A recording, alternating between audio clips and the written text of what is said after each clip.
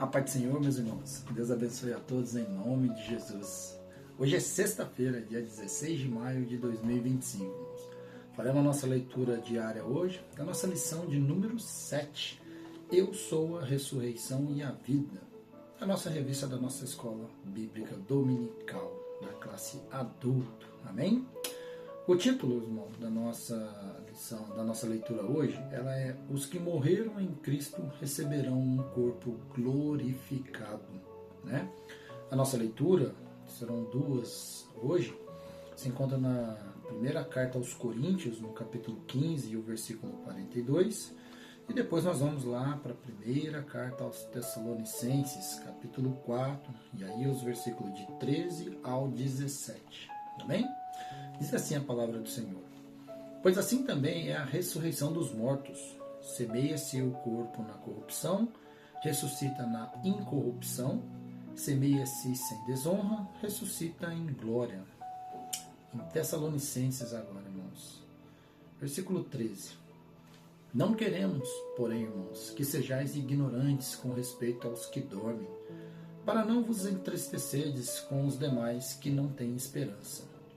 Pois se cremos que Jesus morreu e ressuscitou, assim também Deus, mediante Jesus, trará em sua companhia os que dormem. Ora, ainda vos declaramos, por palavra do Senhor, isto, nós, os vivos, os que ficarmos até a vinda do Senhor, de modo algum precederemos os que dormem. Porquanto o Senhor mesmo, dada a sua palavra de ordem, ouvida a voz do arcanjo e ressoada a trombeta de Deus, descerá dos céus, e os mortos em Cristo ressuscitarão primeiro.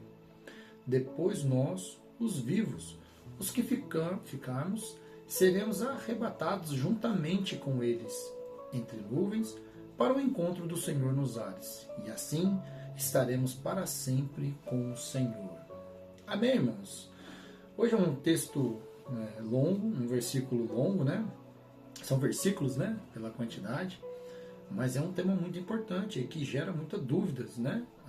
No meio cristão, né? Vamos ser arrebatados, o meu corpo não vai ser trocado. Então vamos tentar fazer um resumo aí do que esses versículos estão trazendo para nós hoje, né? Primeiro, assim, na nossa introdução desses versículos é que assim, a esperança cristã é na ressurreição. Quem é cristão tem essa esperança, né? A morte física, segundo a Bíblia, irmão, não é um fim para aqueles que estão em Cristo. Quem está em Cristo Jesus sabe que isso daqui, essa vida terrena nossa, ela é finita, ela vai acabar. E a nossa esperança é que quando ela acabar, a gente começa com Cristo, na glória, né? A palavra de Deus ensina que no fim dos tempos, os mortos em Cristo, né, ressuscitarão com corpos glorificados, nós seremos transformados. Esse corpo físico vai ficar aqui, da terra ele veio, da terra ele vai ficar, né? Essa é uma das maiores esperanças, né, da fé cristã. Então, assim, a vitória sobre a morte é a transformação de um corpo para um estado incorruptível, ou seja, um corpo novo, né? Entrando um pouco agora nos versículos, no versículo 42 ali de Coríntios, do capítulo 15, nós vamos ver ali que é um corpo da ressurreição, né, de corrupção para a glória. Né, e diz ali o apóstolo Paulo, ele faz ali uma analogia entre o corpo mortal e a semente. Né? O corpo atual é como uma semente que morre para que na ressurreição surja transformado. Né? E essas características desse corpo transformado, esse corpo glorificado que nós vamos receber, tem 3 pontos ali. Primeiro é a incorrupção, não estará, né, mais sujeito a essa morte, esse corpo. Doença, dores, tudo aquilo que você tem lá, aquela dorzinha na coluna, né, uma dor no joelho, dor no pé, enfim, não tem decadência esse corpo será glorificado, né?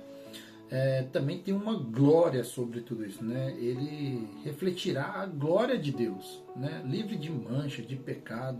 Não é um corpo que, como aqui da terra, todos, né? Sujo, pecaminoso, né? E um poder sobre ele, né? É um corpo forte, revestido ali de poder espiritual. Então, o que Paulo está falando ali no capítulo 15 é exatamente isso, né? Esse novo corpo glorificado. Quando entramos aí no texto de Tessalonicenses, aí a gente já começa a ver ali no capítulo 13 que nós não devemos nos entristecer com os que não têm esperança, irmãos, porque Paulo consola ali os crentes da igreja lá de Tessalônica, né? Lembrando que a morte para os cristãos não é uma derrota, não é uma tristeza, pelo contrário, irmão, chegou o momento de encontrar com Cristo, né?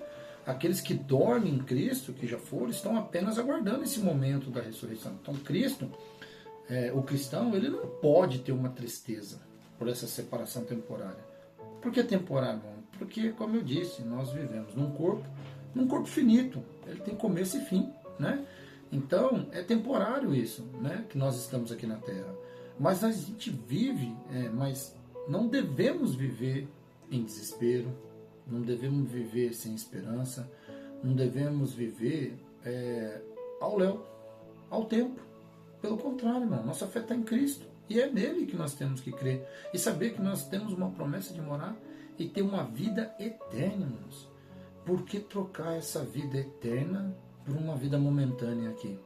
Aquilo que a gente chama de finito, uma vida finita aqui na Terra, que tem começo e fim, a vida eterna ela é infinita, irmãos. Além de transformar, recebermos um corpo glorificado, nós vamos viver para glorificar Cristo.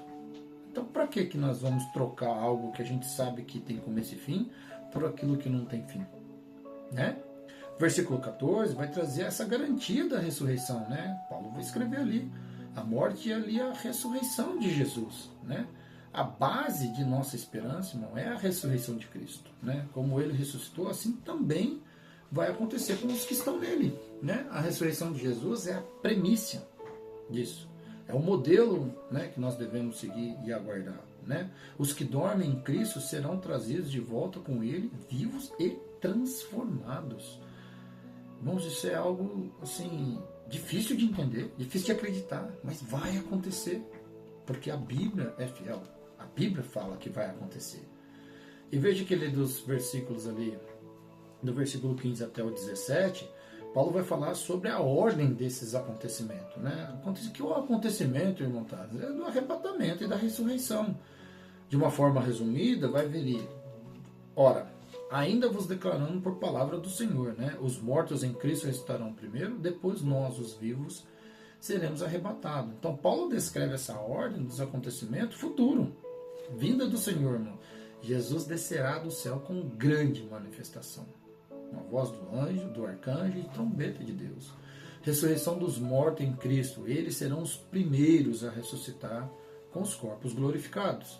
Depois, o arrebatamento dos vivos, né? Que isso ali, os crentes que estiverem vivos serão transformados e arrebatados juntamente com os ressuscitados. E por fim, no quarto, encontrar com quem? O Senhor na glória, né?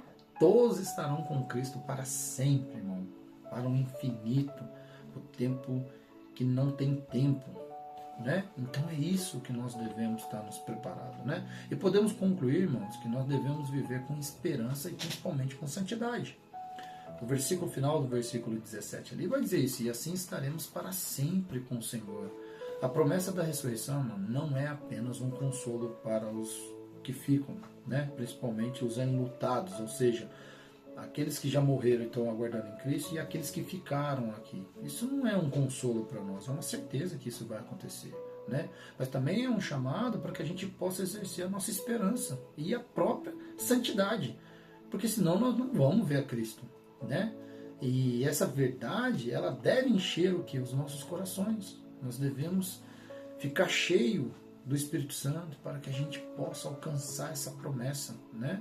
Temos consolo diante da morte, ou seja, a morte não venceu a Cristo e ela não vencerá a nós, né? Morreremos? Sim, somos seres humanos, temos uma vida finita, contada, né? Na média brasileira aí 80, 85 anos, isso vai acabar, irmãos.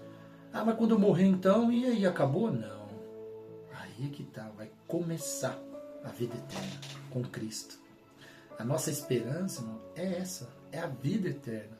E nós temos que manter-nos sempre motivados para viver em fidelidade com Deus, enquanto nós aguardamos a vinda dele.